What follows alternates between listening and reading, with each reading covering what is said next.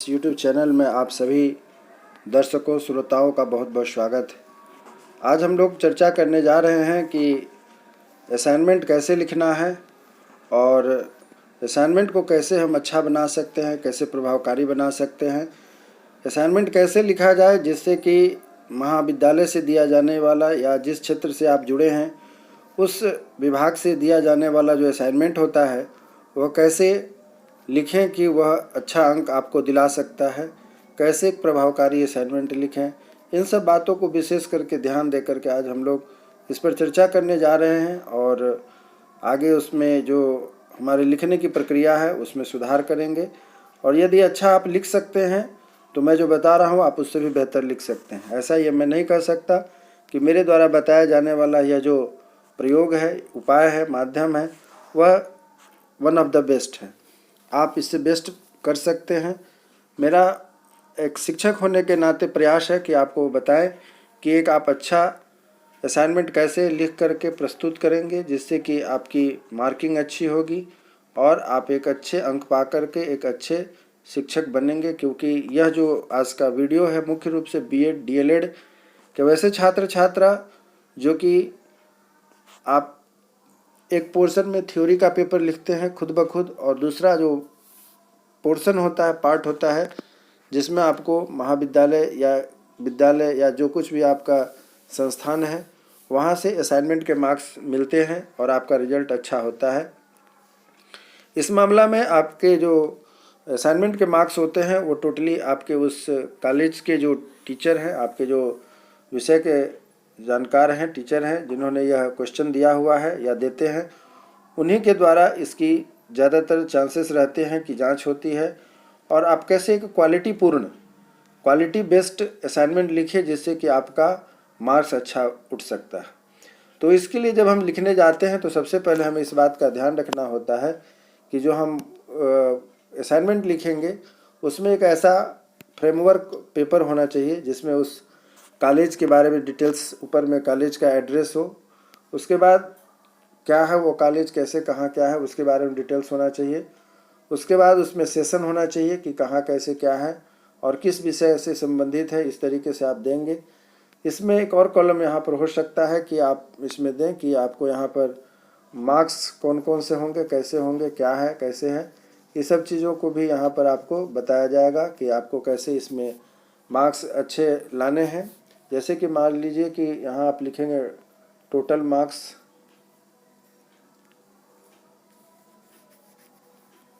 Total marks का क्या है यानी कि कितने मार्क्स का ये पेपर है, और ऑब्टेन्ड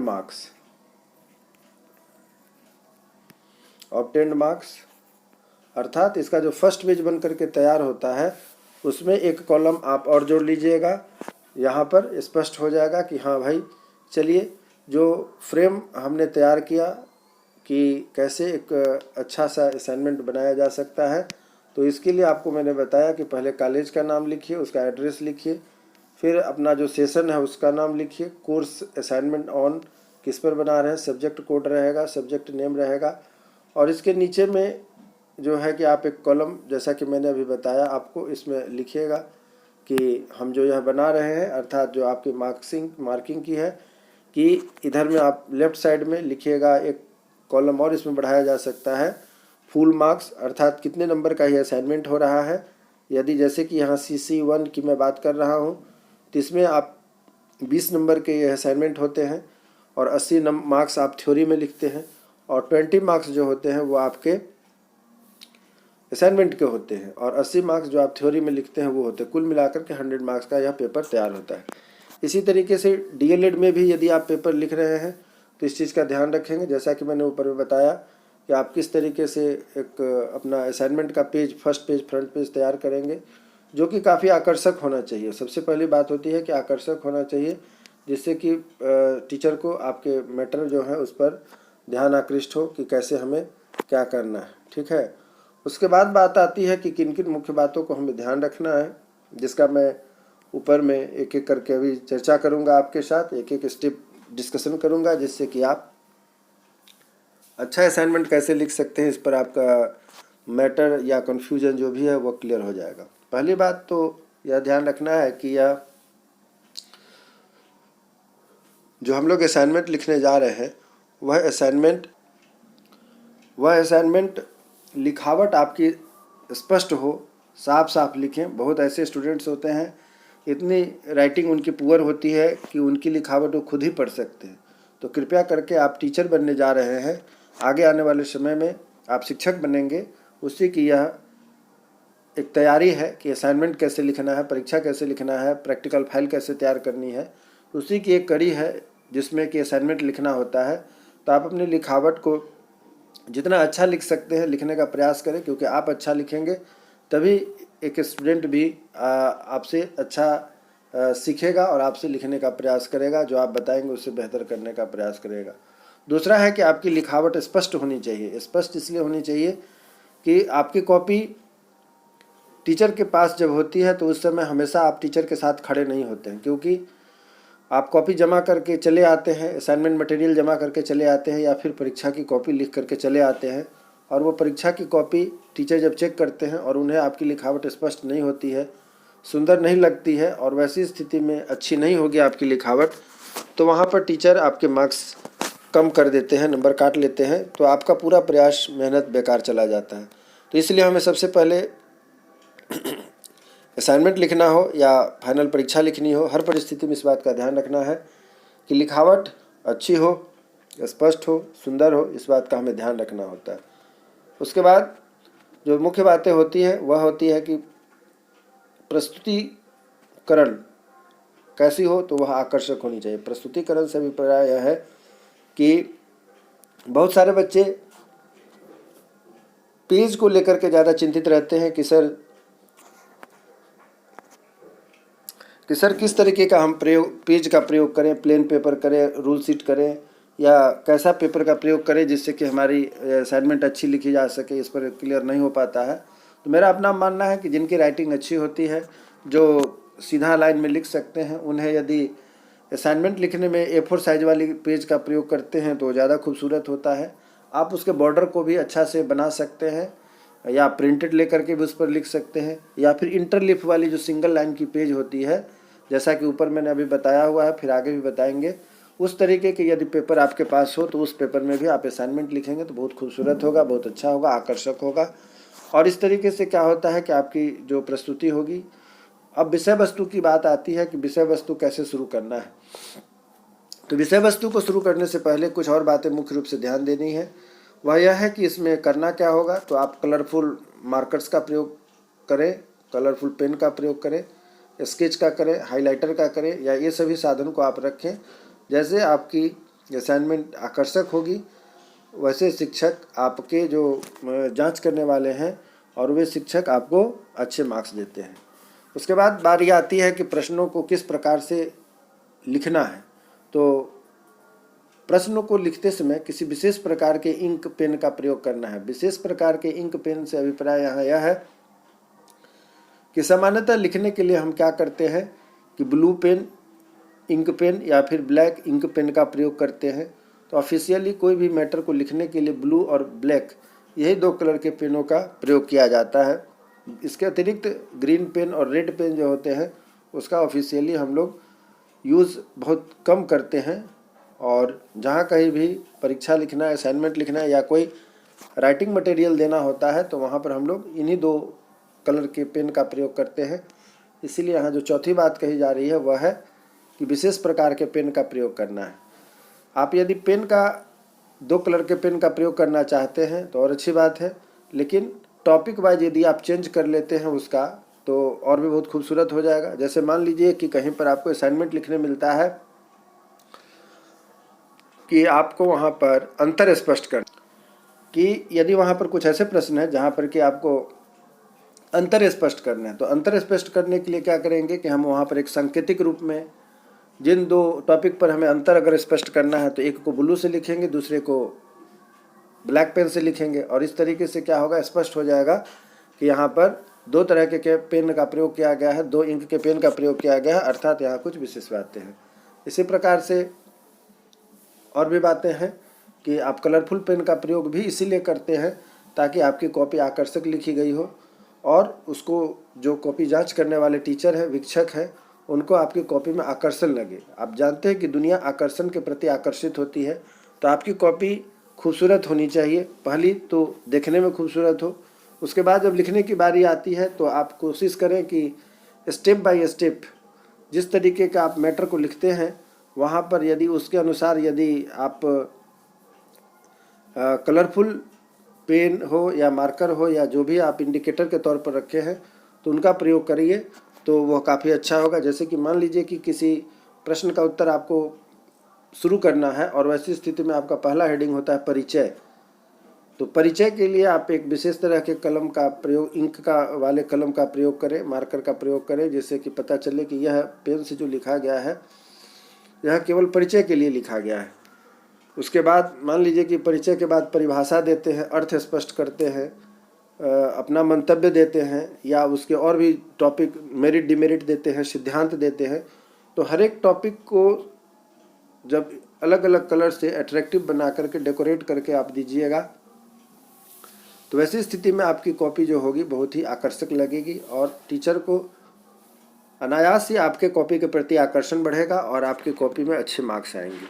उसके अलावा जो छठा पॉइंट यहाँ यह होता है कि जब हम कोई मुख्य बिंदुओं को लिखते हैं, जैसा कि ऊपर मैं आपको बताऊंगा, तो वहाँ पर आप इंडिकेटर कर सकते हैं कि जो हमारा मुख्य पॉइंट है, जैसे कि मान लीजिए कि कोई पैराग्राफ लिखना है या कोई पॉइंट्स लिखना है जिस पर कि आपको दिया गया है असाइनमेंट लिखने के लिए, तो उसके अंतर्गत यदि कोई ऐसे टॉपिक है जिसके टॉपिक के अंदर टॉपिक आते हैं, टॉपिक के अंदर टॉपिक आते हैं, तो उस चीज़ को आप कन्फर्म करने के लिए जैसे जैसे क्योंकि हर जगह यदि आप नंबरिंग डालते जाते हैं 1 2 3 4 ABCD या फिर क ख ग या और भी किसी सिंबल का आप प्रयोग अगर करते हैं तो वैसी स्थिति में टीचर को, जो आपकी कॉपी वीक्षक जांच करेंगे, उनको बड़ा कन्फ्यूजन होता है कि कहाँ से क शुरू हुआ, कहाँ से ख शुरू हुआ, फिर कहाँ 1 आ गया, कहाँ 2 हो गया।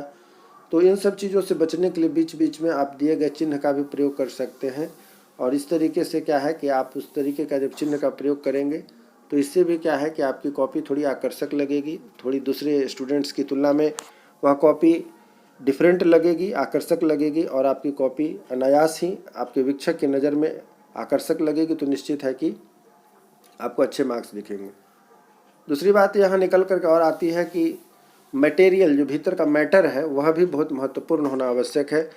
डेकोरेशन के साथ साथ जो आप आंसर लिख रहे हैं उसकी क्वालिटी भी अच्छी होनी चाहिए, उसकी गुणवत्ता भी अच्छी होनी चाहिए। अर्थात जो आप मैटर लिखेंगे, उत्तर लिखेंगे, वह ऑथेंटिक होनी चाहिए।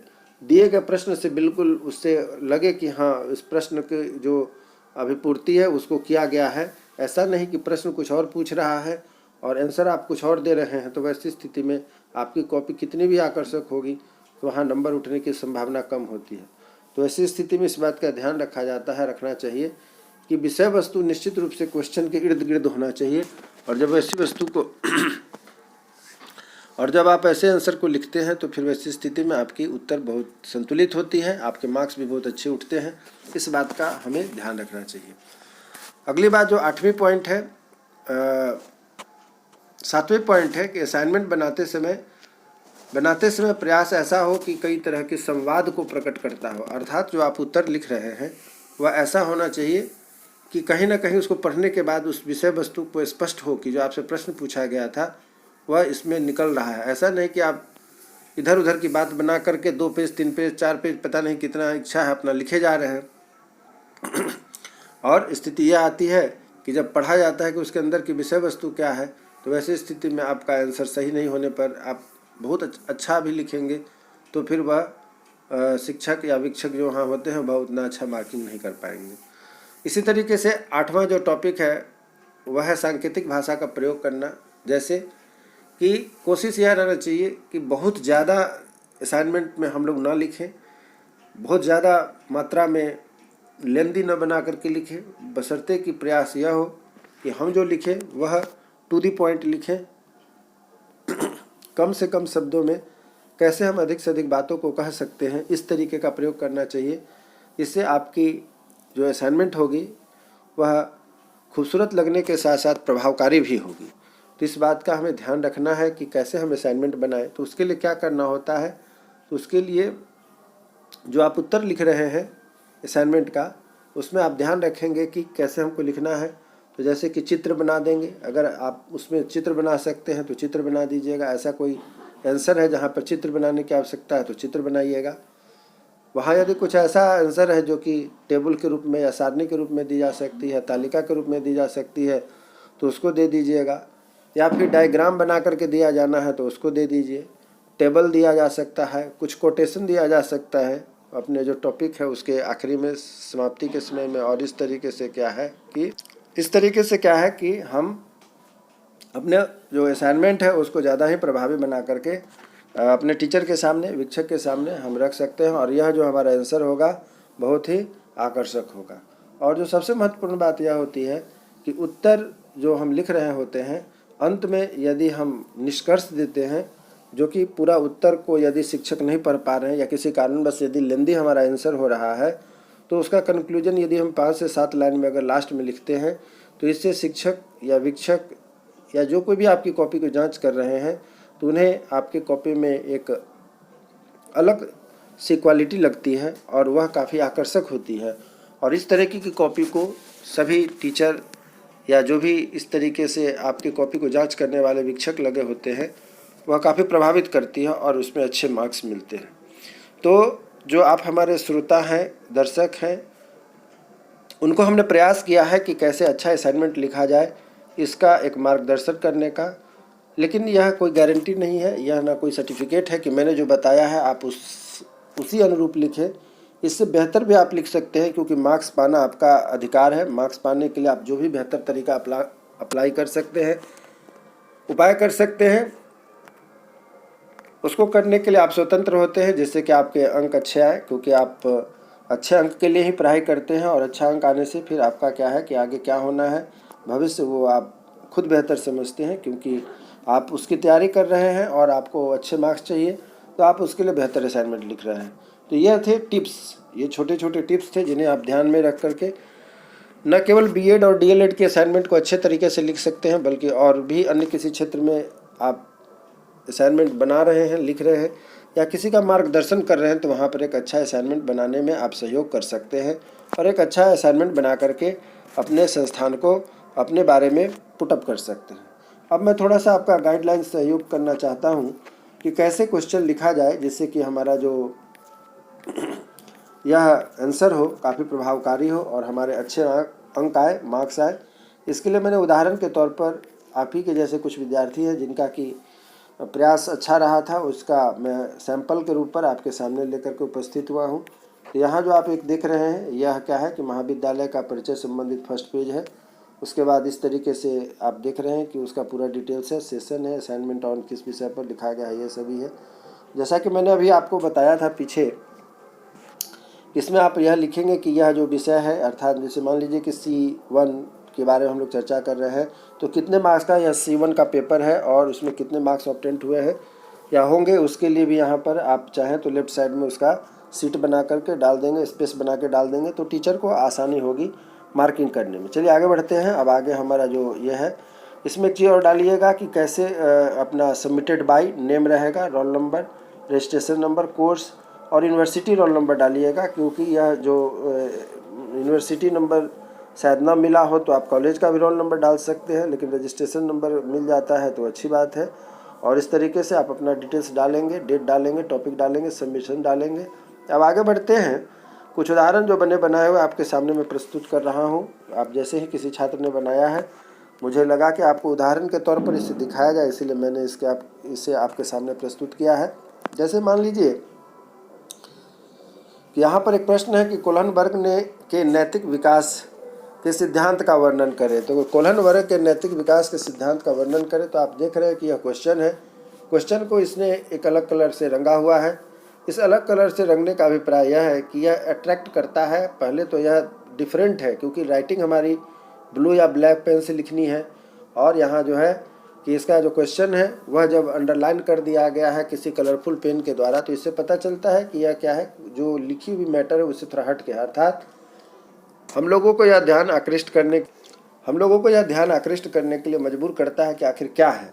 तो क्या है, जब इसको पाते हैं तो देखते हैं कि यह क्वेश्चन है और उसका नीचे उसके बारे में पूरा आंसर दिया गया है। धीरे धीरे आप इसको पढ़ के समझ सकते हैं।